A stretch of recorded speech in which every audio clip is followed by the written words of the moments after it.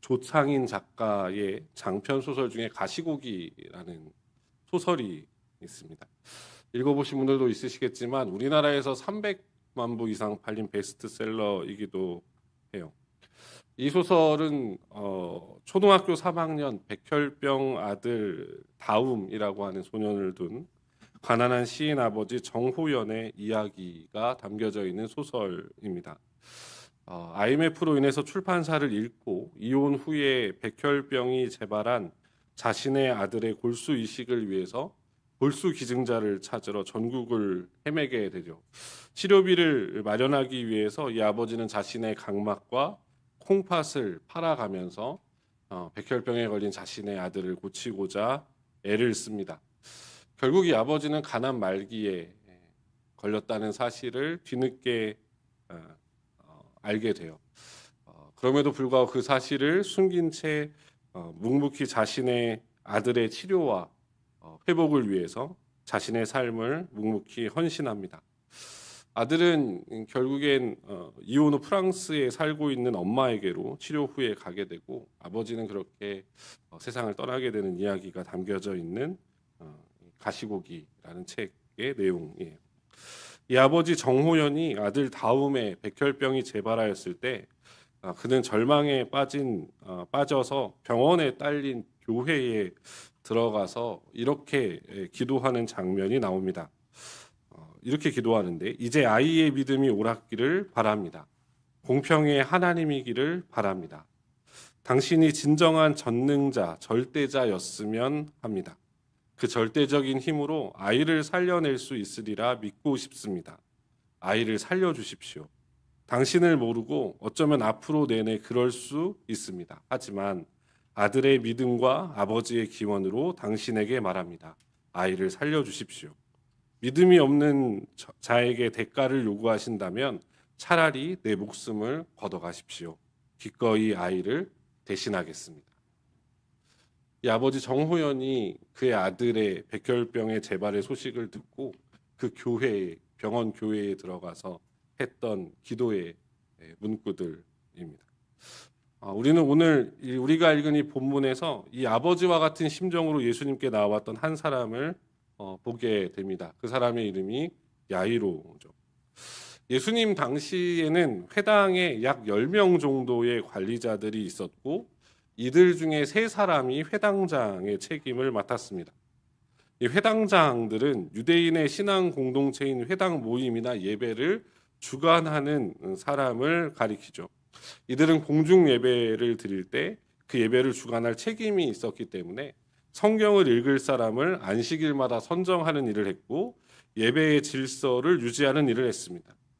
그래서 이 회당장들은 유대인들에게 존경받는 위치에 있었고 제사장처럼 세습되는 직이 아니라 신망과 덕망이 높은 사람 가운데 선출하는 명예직이 이 회당장이라는 직책이었습니다. 이렇게 많은 사람의 존경을 받고 높은 위치에 있었던 회당장 야이로는 죽어가는 자신의 딸을 위해서 예수님의 발 앞에 엎드려 은혜를 구하고 있습니다. 우리가 잘 아는 이야기이지만 이 야이로의 모습은 우리 주님의 은혜 없이는 살아갈 수 없음을 아는 우리임에도 불구하고 그 은혜를 구하지 않는 우리의 모습을 다시 되돌아보게 합니다. 이 야이로를 통해서 은혜를 구하는 자의 모습이 어떠해야 하는지를 함께 살펴보고 이 시간 은혜를 나누고자 합니다. 첫 번째로 은혜를 구하러 나온 자의 모습은 어떠해야 하는가를 야이로를 통해서 보게 되는데 무엇보다도 은혜에 대한 간절함과 사모함이 우리 가운데 있어야 함을 보게 됩니다. 우리는 이것을 야이로의 모습을 통해서 보게 돼요. 오늘 보면 22절과 23절을 보면 이렇게 기록되어 있는데 회당장 중에 하나인 야이로라 하는 이가 와서 예수를 보고 발 아래 엎드려 간곡히 구하여 이르되 라고 기록되어져 있습니다. 그리스도에 대한 은혜, 그리스도의 은혜에 대한 간절함과 사모함이 야이로에게 어떠한 모습으로 나타나고 있습니까? 발 앞에 엎드려서 간곡히 구하는 것으로 나타나고 있습니다. 여기서 발 아래 엎드렸다라고 번역되어 있는 헬라어가 피프테이라는 단어인데 이 단어가 마태복음 2장에서도 등장합니다. 어느 때 등장하냐면 동방박사들이 별 보고 예수님 찾아와요. 그리고 나서 한 집에 머물러서 그 아기 예수를 발견합니다. 그리고 나서 그들의 가지고 있는 귀한 것들을 드리고 그 아기 예수께 경배드리기 위해서 엎드릴 때 쓰여진 단어가 이 피프테이라고 하는 헬라어 단어입니다. 그러니까 회당장 야이로는 자신의 간절한 마음뿐만 아니라 이 예수님에 대한 경외함, 이분이 갖고 있는 신적인 능력, 이분이 갖고 있는 신적인 권위, 그 앞에 납작 엎드려서 그 은혜를 구하고 있음을 이 본문은 오늘 우리에게 보여주고 있는 거죠. 간절함은 우리에게서 언제 나타날까요? 심리학적으로 보면 어떤 목표나 바람에 대해 강렬한 동기와 집중된 열망이 나타날 때라고 이야기합니다. 하지만 성경이 이야기하는 간절함은 이러한 목표나 목적과 조금 다릅니다. 성경에서 가르치는 간절함은 무엇입니까? 우리의 한계를 인정하고 하나님께 의지하게 되는 겸손을 말합니다. 그러니까 우리에게 은혜에 대한 간절함이 없다는 것은 우리에게 은연중에 아직 기대어 볼 만한 그 무엇이 남아있음을 의미합니다. 하나님 외에, 예수님 외에, 그분의 은혜 외에 아직 내가 비벼볼 만하고, 아직 내가 기대어 볼 만하고, 아직 내가 울타리로 삼을 만한 것이 뭔가가 우리 가운데 있는 거예요. 그것이 우리의 돈이 됐든, 통장의 잔고나 부동산이 됐든, 우리의 건강이나 부모나 자녀나 그 누구가 되었든 여전히 우리는 우리의 한계를 인정하지 않고 그 무언가에 기대어 보고 싶은 겁니다. 하지만 야이로에게는 더 이상 그 무엇도 그가 의지할 것이 없었습니다. 그는 자신의 딸이 구원을 받고 건짐을 받을 수 있는 유일한 길이 오직 예수밖에는 없음을 깨닫죠. 그리고 그 간절함으로 자신의 딸을 살려달라고 예수님 앞에 엎드려 은혜를 구합니다. 많은 것들을 누리고 있는 이 시대에 한계를 고백하는 것이 무척이나 어려운 일일 수 있습니다. 눈을 들어 주위를 둘러봐도 우리의 대안이 될 만한 것들이 너무 많아 보이는 세상이죠. 그러나 하나님의 자녀들이 그분의 은혜가 아니고서는 어찌 이 세상을 살아갈 수 있겠습니까? 오늘날 은혜에 대한 간절함이 쉬이 사라져버린 시대를 보게 됩니다. 교회 안에서도 점점 은혜에 대한 간절함이 사라져버리는 안타까운 시대를 우린 살아가고 있을지 모릅니다. 사랑하는 성도님들, 우리 숭인교회는 다시 은혜에 대한 사모함과 간절함이 불일 듯 일어나는 교회가 되기를 소망합니다. 그래서 온 성도가 예수님의 발 앞에 간절히 엎드려 우리의 한계를 고백하고 우리가 의지하고 바라보고 소망할 분 오직 예수 그리스도밖에 없음을 고백하며 간구하며 나아가는 그러한 은혜가 우리 가운데 가득하길 주님의 이름으로 소망합니다. 오늘 본문을 통해서 보게 되는 은혜를 구하는 사람의 두 번째 특징은 예수님의 말씀에만 귀를 기울인다는 점이에요. 우리가 잘 아는 이야기입니다. 예수님께서 야이로와 함께 야이로의 딸이 있는 그의 집으로 가시게 돼요. 그 가던 길에 12회를 혈루증으로 앓는 여인이 고침을 받는 사건이 벌어집니다. 그 예수님의 이야기가 다 마쳐지기도 전에 야이로의 집에서 사람들이 와서 야이로에게는 하늘이 무너지는 소식을 전하죠. 오늘 본문 35절에 보니까 아직 예수께서 말씀하실 때에 회당장의 집에서 사람들이 와서 회당장에게 이르되 당신의 딸이 죽었나이다 어찌하여 선생을 괴롭게 하나이까? 라고 소식을 전합니다. 야이로가 예수님을 찾아온 이유를 잘 생각해 보시면 이 소식이 야이로에게 얼마나 하늘이 무너지는 이야기인지 잘 알 수 있습니다. 야이로는 자신의 딸을 살리고자 예수님 앞에 엎드렸습니다. 이분만이 그의 소망이었고 이분이 함께 가는 그 길이 그에게 비추어지는 빛의 길이었습니다. 그것만 붙잡고 걸어가고 있었는데 이제는 그 소망마저도 무너져 내리는 그의 딸이 죽었다는 소식을 사람들의 소식을 듣게 된 거죠. 그때 36절을 보면 예수님께서 이렇게 말씀하세요. 예수께서 그 하는 말을 곁에서 들으시고 회당장에게 이르시되 두려워하지 말고 믿기만 하라라고 말씀하십니다. 여기에서 회당장 야이로의 첫 번째 선택의 순간이 찾아옵니다. 이것을 어떻게 알 수 있냐면 아까 읽은 36절의 말씀을 통해서 알 수 있습니다. 36절에 보면 예수께서 그 하는 말을 곁에서 들으시고 라고 되어 있는데, 이 곁에서 들으시고 라고 번역된 헬라어가 파라쿠오라는 동사예요. 이 파라쿠오라는 동사인데 이 단어는 두 가지 의미로 해석이 가능합니다.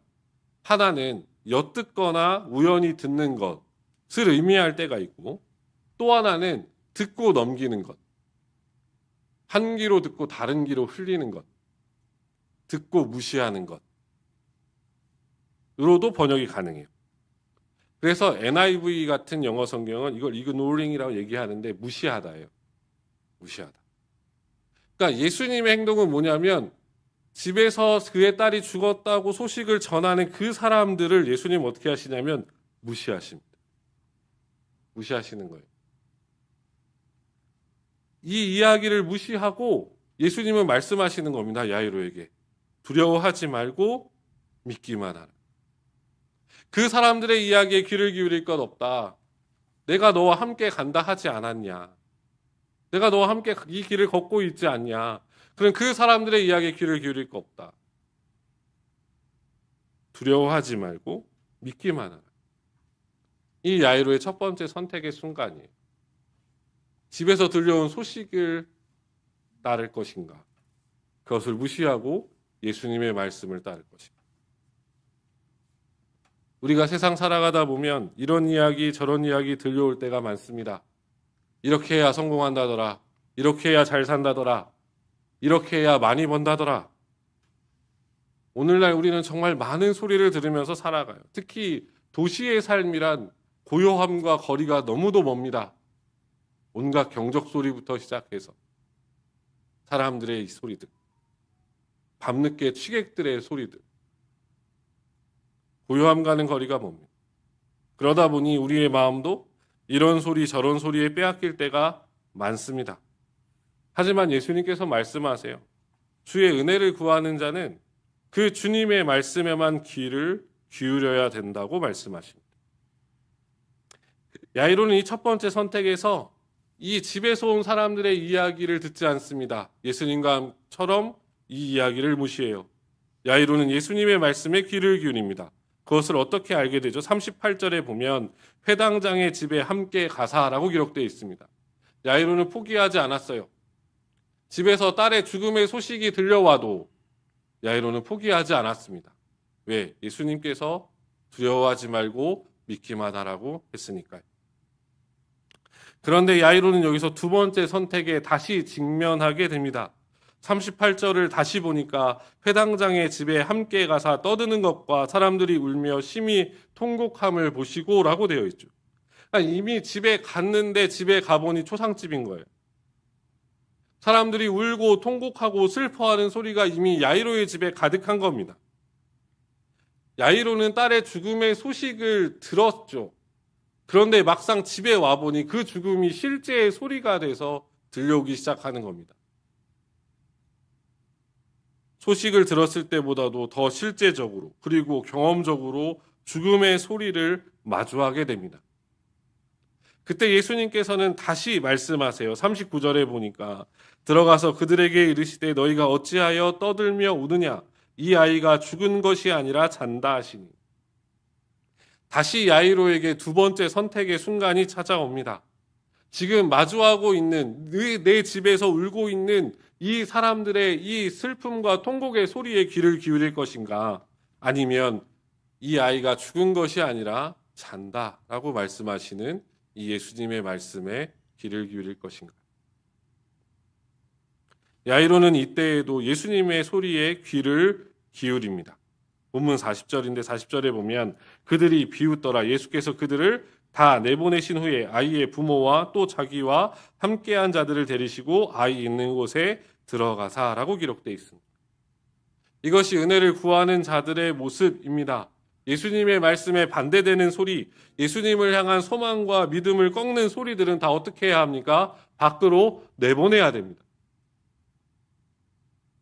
우리의 마음으로부터 내보내야 하고 우리의 주변으로부터 내보내야 됩니다.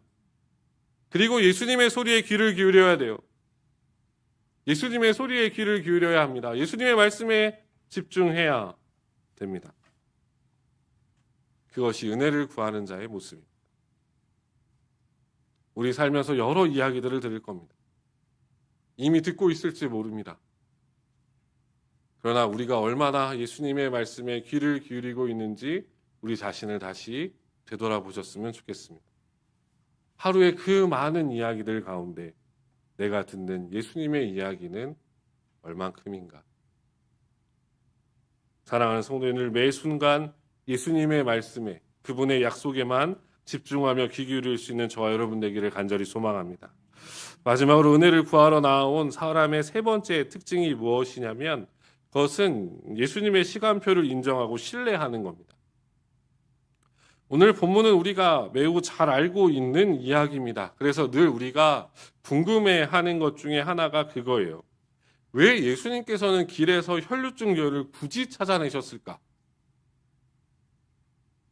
예수님께서 선한 일을 할 때에 왼손이 하는 일을 오른손이 모르게 하라 그랬는데, 예수님께서 그 여인을 고쳐주셨는데 굳이 그 여인을 추적하고 찾아내서 끄집어내가지고 그 여인의 스토리를 다 듣고 야이로의 딸이 거의 다 죽어가고 있는데 그냥 빨리 가셔서 야이로의 딸을 먼저 고쳐주셔야 되는 것이 아닌가. 우리가 하나님의 은혜를 구할 때 자주 하는 잘못된 습관 중 하나는 시간과 방법을 우리 편에서 결정하는 경우가 많다는 거예요. 우리의 상황은 너무나 다급한데 하나님은 너무 여유가 있으신 것 같고, 우리는 당장 내일 죽을 것 같은데 하나님은 침묵하시는 것처럼 보일 때도 있죠. 그러나 중요한 것은 우리의 다급한 상황 또한 하나님께서 알고 계시다는 거예요. 그리고 하나님의 시간표와 하나님의 타이밍은 완벽하다는 겁니다. 내가 아무리 내 생각과 내 지혜와 내 경험을 가지고 이 시간에 이 방법이 가장 좋은 것 같아도 하나님은 그러지 않으신 경우가 많아요. 우리 눈에는 전혀 보이지 않는 이 사건의 시간표를 이 오늘 본문을 통해서 조금 자세히 들여다보면 왜 예수님께서 이 혈루증 여인을 그 급박하고 다급한 상황 속에서도 찾아내셨는지를 알게 됩니다. 오늘 본문을 한글 성경이 아니라 헬라어 원문이나 영어 성경에서 보면 각 절들이 계속해서 헬라어 접속사 카이로 연결되어 있습니다. 영어로는 이제 엔드로 번역되는데 이게 계속 연결돼요. 그러니까 이게 계속 접속사로 연결되어 있다는 말이 뭐냐면 이 스토리에 마침표가 별로 없다는 겁니다. 숨 쉬어가는 쉼표나 이거 뭐죠? 아무튼 숨 쉬어갈 만한 순간순간들이 없다는 거예요. 이 스토리는 매우 급박하게 매우 빠른 속도로 전개가 됩니다. 쭈쭈쭈쭈쭈. 그래서 회당장 야이로의 집으로 가던 길이 얼마 지나지 않아서 이 혈루증 여인의 이야기가 시작되는 거예요. 그리고 35절에 보니까 예수님께서 말씀하실 때에 회당장의 집에서 사람들이 왔다라고 얘기를 해요. 예수님 말씀하시기가 끝나기도 전에. 그러니까 요한복음에 등장하는 나사로의 죽음과 같이 예수님께서 병들었다는 소식을 듣고 의도적으로 예수님이 시간 끌었다는 게 아닙니다. 야이로의 딸의 죽음과 혈루증 여인을 고치신 사건은 실제적으로 시간적인 사건의 연관성이 없다는 거예요. 도리어 이 혈루증 여인이 아니더라도 야이로의 집에 도착했을 때 이미 그 소녀는 죽었을 가능성이 높다는 겁니다. 그러면 예수님께서 그 길에서 이 혈루증 여인을 굳이 찾아내서 이 여인을 고치신 것을 다시 확인하고 증명해낸 이유는 어디에 있습니까? 누구 때문에 그렇습니까? 야이로 때문에 그래요. 야이로 때문에 그렇습니다. 더 정확하게 말하면 이 여인을 통해서 예수님은 야이로의 믿음을 더욱 굳세게, 그 믿음을 더욱 단단하게 하시기 위함이었음을 우리는 기억해야 됩니다. 왜냐하면 그것이 야이로의 딸이 살아나는 길이었기 때문에 그래요. 야이로는 예수님에 대한 소문만 듣고 예수님의 발 아래 엎드린 사람이었습니다. 그랬던 그 사람이 예수님과 함께 가던 그 길에 자신의 딸이 죽었다는 이야기를 들어요. 그럼에도 불구하고 예수님 그에게 말씀하시잖아요. 두려워하지 말고 믿기만 하라고. 이 야이로가 두려워하지 않고 예수님을 신뢰하고 믿을 수 있었던 이유가 어디에 있습니까? 바로 눈앞에서 봤잖아요. 12회를 혈루증으로 앓았던 그 여인, 어떤 의사도 고칠 수 없고 어떠한 약도 듣지 않았던 그 여인이 예수님의 옷자락만 만졌을 뿐인데도 나음을 받은 그 장면을, 그 여인의 간증을, 그 여인의 믿음의 이야기를 야이로는 바로 자신의 눈앞에서 보고 들었잖아요. 예수님께서는 알고 계셨던 거예요. 야이로의 딸을 살리기 위해선 반드시 무엇이 필요하냐? 야이로의 믿음이 흔들리지 않아야 되는 거예요. 야이로의 믿음이 무너지지 말아야 되는 거예요. 자신의 딸이 죽었다는 소식이 들려왔을 그 순간에도 야이로는 예수님을 포기하지 않고 흔들리지 않는 믿음 가운데 굳건하게 서 있어야만 됐습니다. 그러기 위해선 그의 믿음을 더욱 견고하게 해줄 누군가가 필요했어요. 그 여인이 누굽니까? 12회를 혈루증으로 고생했던 이 여인. 이 혈루증 여인을 통해서 야이로의 믿음이 굳건해질 것을 예수님은 알고 계셨던 거죠.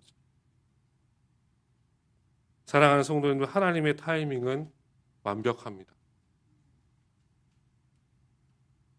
야이로의 입장에서 보면 급박하고 너무도 급박한 상황이지만 지체하는 이 상황이 매우 견디기 힘든 상황이었을지도 모르나, 그러나 이 상황을 통해서 야이로는 더 굳센 믿음의 사람으로 온전히 설 수 있었고, 그 길에서 예수님을 포기하지 않고 예수님을 더욱 붙잡을 수 있었던, 우리의 시간표에 하나님을 맞추려 하지 마시고 하나님의 시간표에 우리를 맞추기를 힘쓰십시오.